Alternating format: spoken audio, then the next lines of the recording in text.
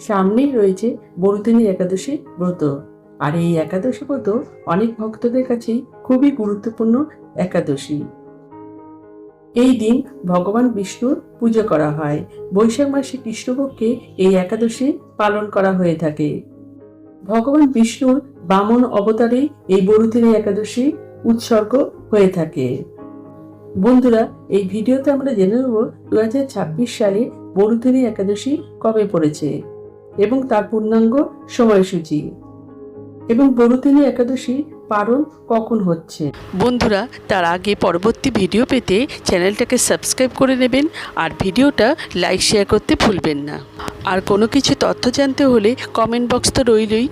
বরুদিনী একাদশী পড়েছে ইংরেজি 13 এপ্রিল 2026 সাল, বাংলার 29 চৈত্র 1432 সাল সোমবার। এই বরুদিনী একাদশী পালন করলে সমস্ত পাপ থেকে মুক্তি লাভ করা যায়। এই একাদশী ব্রত করতে গেলে আগের দিন সংযম পালন করতে হবে। আবার এই একই দিনে নীলষষ্ঠী ব্রত উপবাস পড়েছে।